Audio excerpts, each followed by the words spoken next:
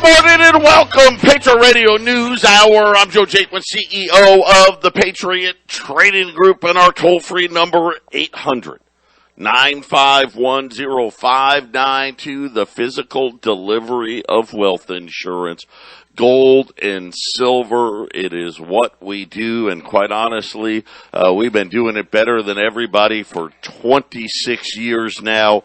And the website, allamericangold.com. Make sure you're out there. We barely scratch the surface of all the things. You know, the show's only an hour a day, so there's so many more things out there. Allamericangold.com. You can get all our podcasts. I mean, I don't know. There's so many links out there. You can do so many different things at allamericangold.com. Well, I want to thank all of our listeners, all of our supporters, and all of our new customers, people waking up to the reality that things aren't quite what they appear to be. And we got a big central bank meeting. Yeah, oh, man, finally, the Federal Reserve on Wednesday, at least it's expected, to announce that they're going to raise rates by a whole whopping quarter of a point, when we know inflation right now probably running close to 20%. They're admitting 8% at least right now,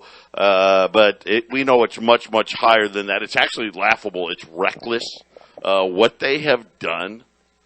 They're the cause of this. Russia didn't cause inflation. They didn't. The central bank caused inflation. Jay Powell, and before Jay Powell, Janet Yellen, who I've told everybody for almost a decade now, the most evil person in the world, Janet Yellen. Her and Ben Bernanke came up with that mythical 2% inflation target. Remember, all along, during her whole time, whether she was at the San Francisco Fed, when she became the number 2, when Alan Greenspan retired, she was second in command behind Bernanke, and then, of course, took over for Bernanke. Now she's the head of the Treasury. All this, she's only got one trick, and that's one tool. That's debt, and a lot of it, and that's why we're in the situation we're in. And it's incredible. I'm joined with my partner, Jason Walker in Colorado. Jason, it's a lot too little and way too late, but the Fed is going to meet and allegedly raise rates for the first time in years. The 10-year note today, 2.1%. That is also the highest in a number of years. Yeah, Joe, it makes me wonder if they're going to raise it a quarter point for every 1% it goes up. How's that, for inflation? Inflation goes up to 9, we'll go up a quarter point. Inflation goes up to 10, we'll go up another quarter point. That's not really keeping up, is it? Yeah, that's what's going to happen, Joe. I'm convinced. That's just falling farther behind. Yep. But a lot of issues and talk right now, and today's kind of one of these funny days in the market. I think gold's bottoming today. Gold was down like $8 to like $100 a barrel. Gold's off about $25. Silver's down today. The Dow is up. They want to put the lipstick on the pig. We had a lot of bad information again over the weekend. Yesterday, the Ukraine. Oh no, the talks are progressing. Yep. No, apparently they hit another pause today.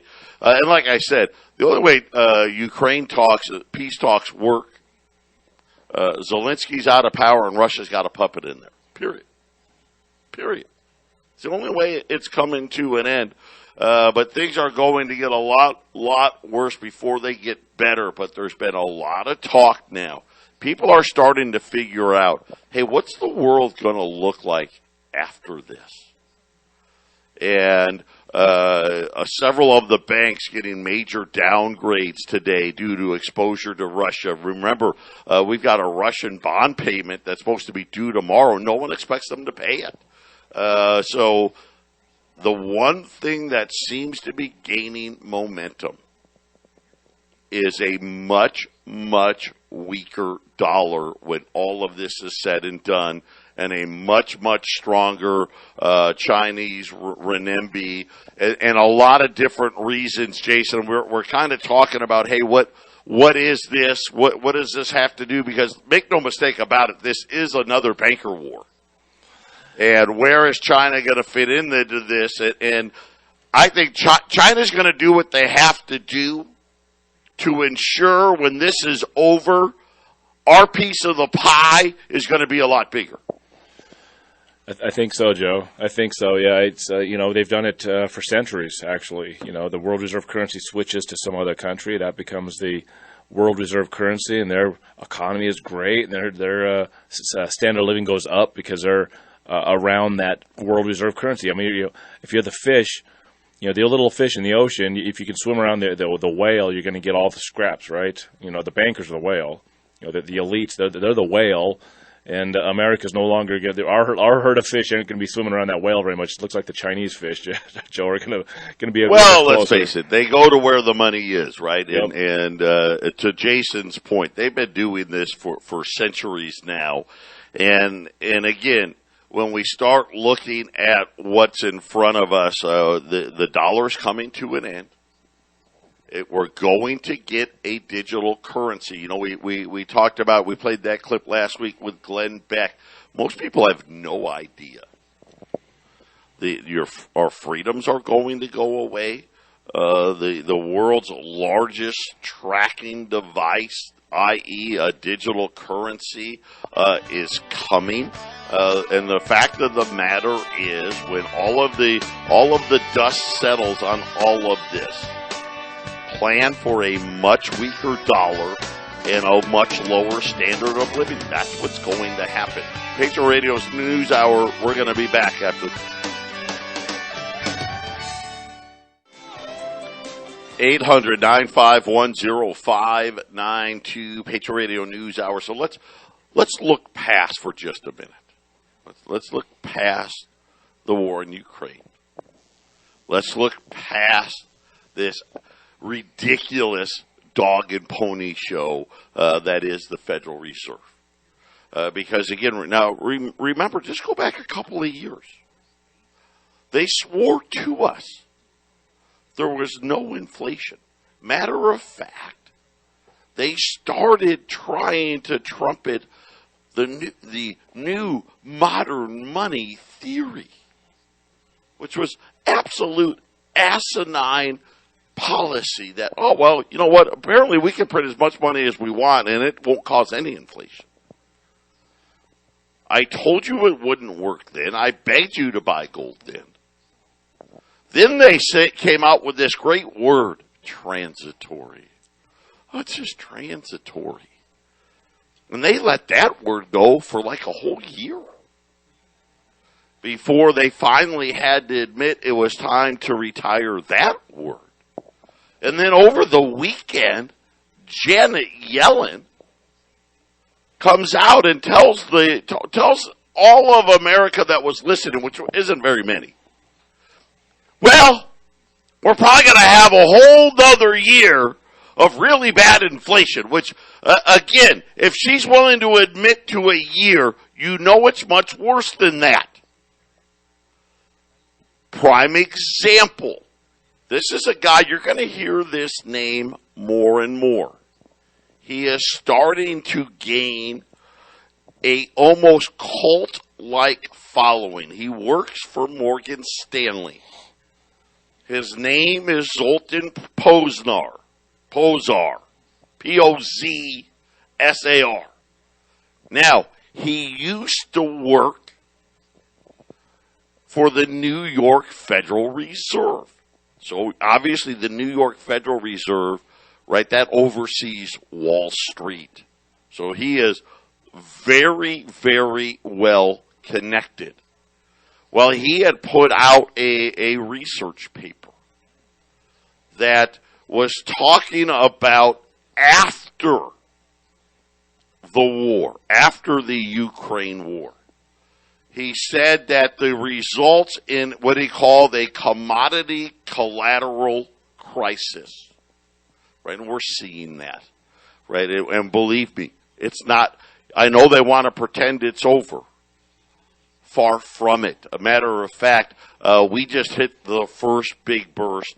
The next one's coming. And matter of fact, why do I got the feeling as soon as this little dog and pony show's over on Wednesday, we're going to find out exactly what that is. But what he went on to say is that the Bank of China will emerge as a dominant central bank as the commodities-backed yuan, right, renminbi, ascends to the position of power. The world's reserve currency, the dollar, will lose much of its global clout, leading to even higher inflation across the Western world. And this is my fear. This has been my fear. This isn't we're going to have inflation for just a little while. Jason, this is shaping up to be, basically, I'll take the rest of this decade is going to be a horribly inflationary period for people that use the dollar as money. I agree with that, absolutely, Joe. The dollar is in big time trouble. We've been saying it for a long time. You've been saying it longer than me. I've been on the air for 4 years, been saying, the dollar is, the Federal Reserve note, the dollar is just not in a good position. And I got more examples of that. For example, this is what happens when you get into a cycle we're in. People, I'll just say other countries, all the people in the world, they stop wanting to use it. When everybody wants to stop using it, it doesn't mean the dollars go away. They just all come back home here. They all come back here, and that creates what Joe's talking about, inflation that can go on for a very long time. So as an example, Nigerian companies in Nigeria can't get dollars. They're having trouble getting dollars. So what are the companies? The companies were given the ability to just pay it in Naira, their currency. Yeah, don't worry about the contracts. I know it says pay in dollars. I'll just pay it in Naira. Well, then those are dollars that are going to come back here, Joe. They're going to do it in their currency. Just in the last 2 weeks, China has seen the largest increase ever in renminbi deposits. In other words, countries are like, let's just do it in Chinese yuan or Chinese renminbi instead of what they used to do it in dollars. So he goes on. So Posar says, the crisis is not like anything we've seen since Nixon took the U.S. dollar off of the gold standard in 1971. That ended an era of commodity-based money, right? And that's what the central bank, the last iteration of this central bank, that's what they wanted. They didn't want the money to be gold. They didn't want it to be silver. They wanted to have the power to print the money, and this is why we're facing the trouble we're in. So he goes on, and he says, when the crisis is over, the dollar should be much weaker. And then on the flip side, the renminbi much stronger, backed by a basket of commodities. So he's already saying, hey, listen, China's not going to go out there with their digital fiat currency. It's not what they're going to do. They're going to back it. He said from the Bretton Woods era, which was backed by gold bullion, right? So think about after World War II, Bretton Woods, to Bretton Woods II, right? We will go off the gold standard. Bretton Woods II, backed by what he calls inside money. Treasuries with unhedgeable confiscation risk. Okay, that's where we sit today. Unhedgeable confiscation risk. To what he calls Bretton Woods III. Backed by not inside money, but what he says is outside money. Number one on his list, gold. And then he says, and then other commodities. After the war is over, money will never be the same again. Remember, Glenn Beck was saying essentially the same thing and Bitcoin. He talked about Bitcoin. And he puts in parentheses, and Bitcoin, and then he puts in parentheses, if it still exists then. He doesn't know. We don't know. We're all pretty unsure. He said, hey, that could benefit as well if it exists, right? But gold is where you want to be. And he said that in talking about risk-free assets and all of these other things, the dollar and U.S. government-backed securities is not the place you want to be, Jason. Yeah, absolutely, Joe. And as far as Bitcoin, I think it'll exist because what a great it's a stock basically, and what a great place. If too many people are putting their money in that outside source, Bitcoin, well, we'll just flood it with a bunch of our money, and then we'll crash it and take all of our money out, and then people won't trust it. So they can control Bitcoin, Joe. It'll be here because it's controllable. That's why. So he's right. If it exists, I think it'll exist, Joe, because it'll be a controllable situation. Look at it now. It trades just like the stock market now, doesn't it? Absolutely. Right? If the stock market's up, Bitcoin's up. If it's down, Bitcoin's down. I mean, they've already, turned it into something that it was never intended to be. But really interesting, and this has gained a lot of momentum out there. And we know this is coming. Listen, there's no way in the world. China's still right now the second largest economy in the world. And really, it's not even close, right? Because number 3, I want to say, is Japan. And they're less than a third of the size of China's GDP. But you got to remember, in terms of stuff, China's number 1. I mean, in dollar terms, we're still number 1, but in terms of stuff, it's China. And they're out there, and they've let it be known. Listen, they wrote, the Belt and Road Initiative. When we started trying to block like Huawei and all these other Chinese companies, right, it had to do with global dominance, right, Jason? That's right. China definitely has an urge to be number 1, Joe. That's for sure. They are very nationalist, and they want to be able to brag to their citizens that look what we've done. We're the best. The whole thing. Mao is a god. Well, it's not because Mao was such a great guy and did such good things for that country. It's because, hey, Nixon walked into China, the first president ever, at the same time as we were dropped off the gold standard, and they're like, hey, let's strike up a deal. And this was a crafted and planned situation. That, hey, you got cheap labor, and we got a lot of consumers. Let's make lots of money, right, Joe? Yeah, and let's face it. Listen, it worked really well. China bought $1 trillion of our debt. The problem for us is China hasn't added to that number in almost 2 decades, right? They're like, okay, that's enough. Right, we don't need any more of these dollars, and we don't know when. But according to Morgan Stanley, now after this war is over, and to Jason's point, this is not ending next week. And every time I see one of these headlines, right, I kind of laugh and chuckle because I'm sure they're telling the Ukrainians, hey, say something good about peace talks. And then, within 48 hours, we find out it was just that. It was just a lot of talk with nothing behind it. But think about this. So the amount of renminbi deposits at on the largest Russian banks have exploded. To Jason's point, these used to be dollar deposits. Gone. Right? Gone. Euro deposits. Gone. We're going to Chinese deposits. India now has been saying, and it looks like India's getting closer now.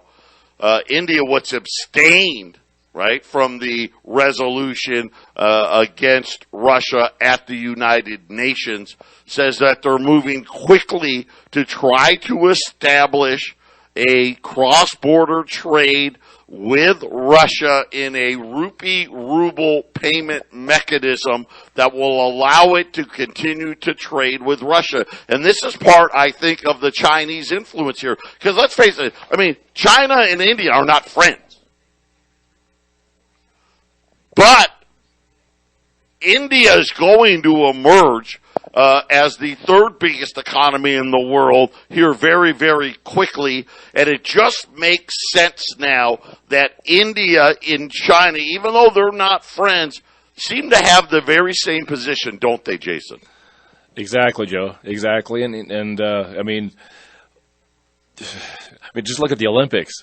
China was kind of just laying it all out there for everyone to see, right? And it's interesting, before this Ukraine war got started, how the Russians and the Chinese, didn't they sign this open-ended, no restrictions trade agreements? A partnership, Joe. This is something that we don't talk about much. China and Russia signed a big agreement that they have a partnership, and then this could be militarily. Nobody knows the lengths of their open partnership between Russia and China, Joe. So the whole thing is moving straight to China. The whole thing. Yeah, and I think this is kind of the final straw here, and this is what you got to prepare for it. And again, you know what I hate? Oh, Joe and Jason, they're trying to scare us, or this. Listen, this isn't scaring anybody. This is what's going to happen. Period. The question is, what are you going to do about it? Patriot Radio News Hour. We'll be back right after the break. 800-951-0592. Zero Hedge reporting through a release from Interfax that the Russian Agricultural Ministry said that the country is going to ban wheat, rye, barley, and corn exports starting tomorrow. And again, that is also the day, Jason, that loan payment is due. We don't expect Russia to make it tomorrow. They do get a 30-day grace period. But this is really big. The agriculture minister, together with the industry and trade ministry, have drafted a government resolution that provides a temporary ban on exports of grain crops from Russia. There is a time on this, March 15th through June the 30th. And that is going to start again tomorrow. Just to give you an idea of how important this is. Russia and Ukraine together, when it comes to that basket of grains that I just listed, they're the largest producer, more than us. They do 102 metric tons. We're at 94 metric tons. Here's the other interesting part. Brazil, who has aligned with China and India, they're 40 metric tons. The EU's only got 52 tons, Argentina 56 tons, and then 80 metric tons from the rest of the world. This is going to be very significant when it comes to food prices over the globe. I think it was S&P came out and said that there could be another 22% increase in the price of food over this move, Jason. Yeah, Joe, I saw, besides Russia, I saw no less than 8 countries, Asian and Europe, that are taking out any food exporting of any kind. It's not just Russia. There's been a whole list of countries that, hey, we're not going to export any food. We're not doing anything, right? Because, again, we're talking about a major food shortage here that I don't think the world's I can tell you right now, we're not ready for it. I'm glad absolutely not ready for it. I'm glad you brought it up, Joe, because and maybe we'll talk about this on a half empty cup of Joe, but you know that this crisis is it's just a false, fake, contrived crisis. This does not deserve the attention it's getting. It does not deserve the emergency status it has. Yeah, it's one country invading another country. How many times have we heard it? It's happening all over the world, and we only know about this one. And I'll say this, right. the one I've been talking about over the last couple of years, I don't do it very often, but I think it's very relevant to start covering this regularly, to compare this to Ukraine. Saudi Arabia put up essentially a blockade around Yemen back in 2015, and they haven't ceased it. The Ukraine, still going on. Still going on. Yemen has to this day no fuel, which also means no food. They have revised their numbers the last couple of years of the amount of kids, children and babies are starved to death, between 400,000 and 500,000. And the whole idea for this war is that Saudi Arabia wants to protect their border against Iran, and Iran is supporting terrorists. And, okay, we'll blockade the whole thing and starve out 500,000 children a year. But, yeah, we don't hear anything about that because the U.S. is backing Saudi Arabia's blockade of Yemen. You know, why isn't this the biggest story out there? And by the way, Joe, they just lost 50% of their donations this year. Well, because the economy is crashing all over the world, Joe. So they're going to get less support to feed their people than ever before. So the bankers are going to create a completely human travesty in Yemen, but we don't hear about it, Joe. You're not going to hear about that on the nightly news because that's what they want. I can't even tell you how many different countries in Africa are involved in wars. You can bring up Syria, but this is the one. And again, something that didn't need to happen. I think most people, when you talk logically about why this is happening, are like, oh, well, that was avoidable. Yeah, I can understand Russia's feelings about Ukraine being part of NATO, being part of the EU, which, by the way, and I'm watching all of these talks. And it's funny that they'll say, well, they're not going to be part of NATO. The whole EU thing, nobody's even said that yet. And again, of course, we know what all of that means. And it just, again, I hate to say it, but this is what they wanted. I think the system was in trouble already. Now we have someone to blame, right? Look at the Biden administration. I mean, they say it every day. It doesn't matter what the item is. Gas prices, it's Russia's fault. Food prices, it's Russia's fault. This, supply chain disruptions, it's Russia's fault, right? Everything's Russia's fault. The realities are our central bank made a grotesque policy error, and they knew they made it. It wasn't, I can't even call it an error. Because they knew they shouldn't have done it. They wrote about it for decades. It's been taught in every single economics class from junior high school to master's and MBA degrees at the finest institutions. And you know what? They don't care. Quantitative easing, that should have never have happened. Bailing out banks should have never have happened. The endless printing of money should have never have happened.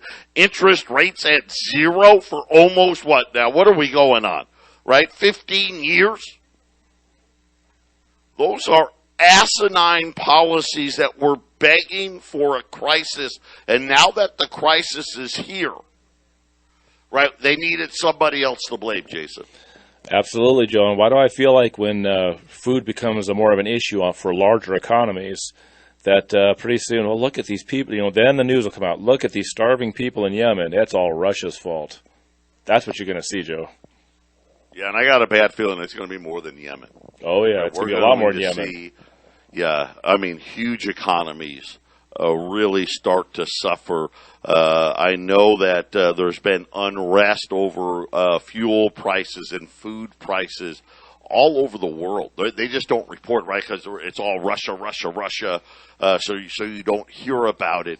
But when we get to this point, tomorrow's going to be a very interesting day. We expect, now we don't know they could make the payment, but we expect Russia to not make their bond payment. And then if tomorrow is the day that they block food exports, this is something, the world's never seen something like this before. I mean, we had the oil embargo in the early 70s. This is that plus tax because it's food. Patriot Radio News Hour. We'll be back right after the break. 800-951-0592. Gold's down 25 at 1960, and it's, it started really yesterday when about 4 o'clock Arizona time the markets open, and they said, oh, the peace deal's close, and of course it's not. But now they're trying to say, oh, it's because the Fed's going to hike rates on Wednesday. Who cares? You get to buy gold a little cheaper today. Silver at 25.40 right now. The Dow was up over 400 points. It's now up 240 points.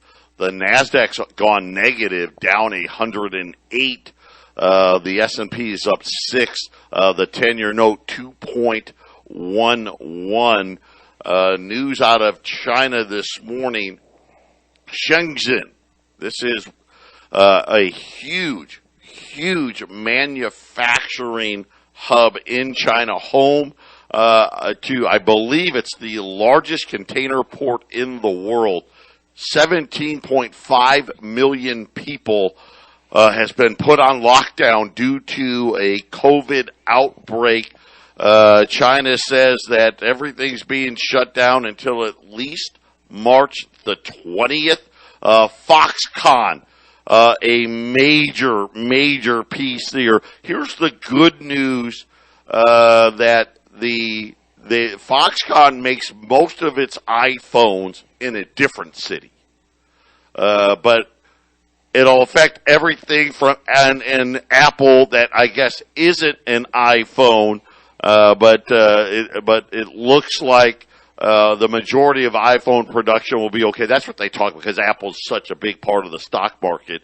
That's really all they care about. They want to try to minimize any losses at Apple. But Jason, this is just going to make the whole port situation even that much worse again. It's a shock on top of a shock on top of a shock. I mean, it just doesn't seem to end.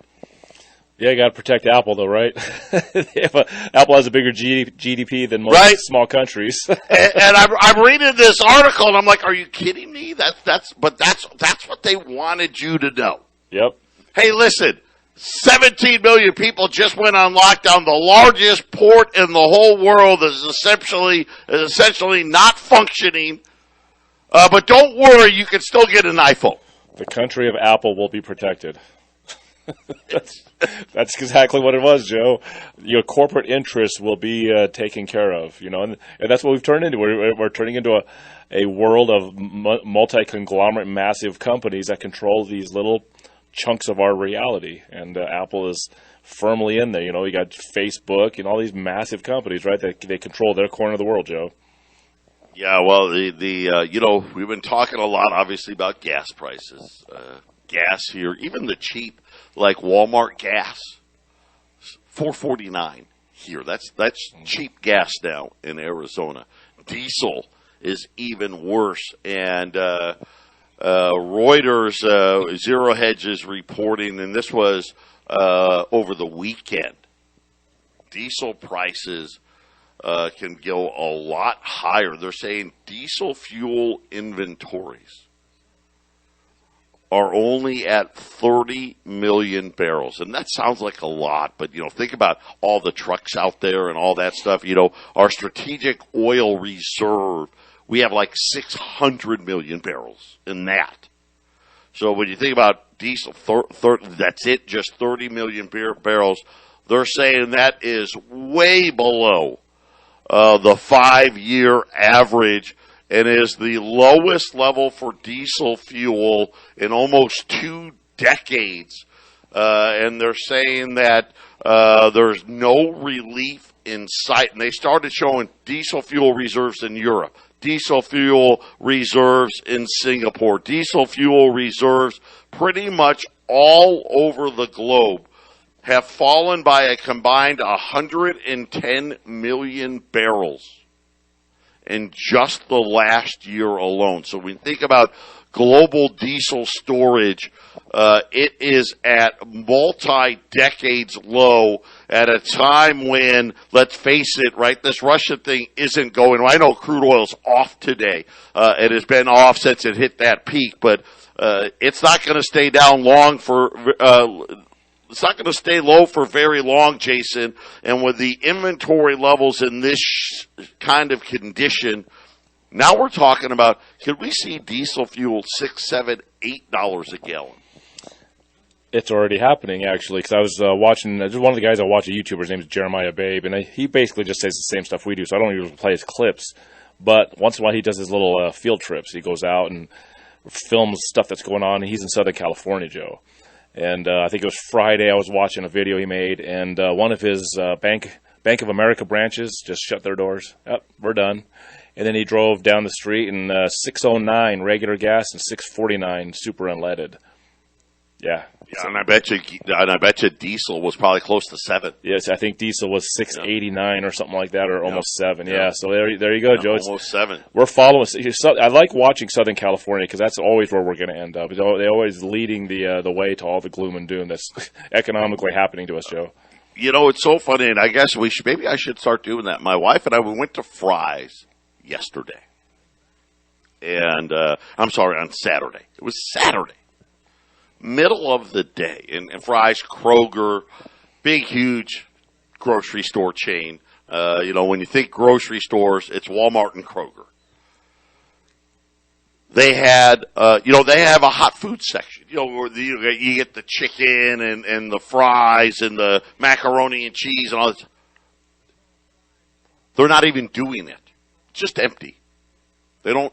All the things where the rotisseries where the chickens are, they're all shut off. Where they have like the macaroni salads and the pasta salads, all that stuff, not empty. They're not even doing it anymore. And again, I'm just sitting there shaking my head, going, I can't believe this. This is the United States of America, and all of a sudden you're just, hey, stuff that we took for granted, gone. Who knows when it's going to come back? We'll be back after the break. 800-951-0592. I just got right in the nick of time here. A special today. We've got $20 gold pieces, about 150 of them. So a good amount of them here today. $22.50. So that's $25 off. Just came in. I was just going to say, none of our suppliers sent us specials today. I just got one here, 150 20s, $2,250 at 800-951-0592. As we watch the markets here, gold's down 27 right now, 19.58. Silver's down 75 cents, 25.35.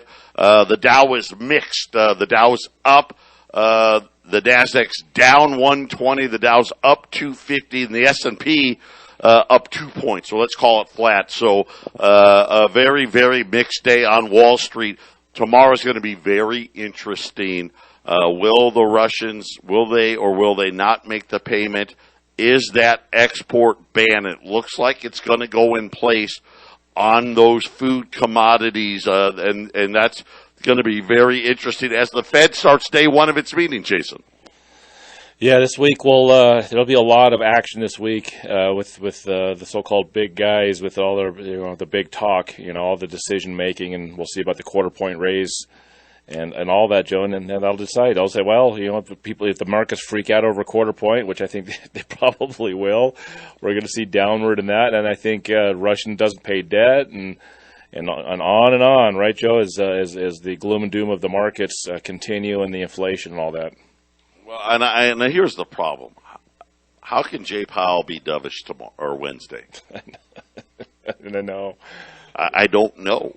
I mean, unless they already know, hey, listen, wink, wink, nod, nod. We're gonna raise it a few times, but the economy's going into recession soon anyway. Matter of fact, somebody I didn't have time to look, but one of the big Wall Street firms is already out with an article. The Fed is stopping quantitative easing until it doesn't. Right? So already anticipating. You got to remember, the Fed is still buying bonds. all they're doing is when one bond matures, they're replacing it with another bond. So it's not like they're not buying them. They're still buying. They're just not going to add any more. Their balance sheet right now at $9 trillion. It's going to stay there. But again, I'll try to find the bank that did it. The Fed QE is over until they bring it back. Is the heart of the article, and that's exactly how I see it as well, Jason. I have that Janet Yellen piece. You got to hear this. This woman comes in with a question about how everything's inflated, the price of everything's going up, and this is what she actually says, Joe. She actually says, "Well, I'm not going to make any predictions, but we're going to have intolerably hard inflation for a year. I'm not going to make any predictions, but for the next year, it'll be really bad." Isn't that a prediction, Joe? Sounds like, well, you know what? I don't know. Says. Is that really a prediction? That's just a statement of fact. Yeah. And the reason why she doesn't want to make any predictions is she already knows it's going to be a lot longer than that. Yeah. Right? It's not just going to be, it's one more year and then it's over. Nope. That's not the situation we're in. Because let's face it, here's the realities that are true. We've printed way too much money. It's posted around the world everywhere. And a lot of countries out there are saying, we don't want any more of it. And that's really the biggest problem.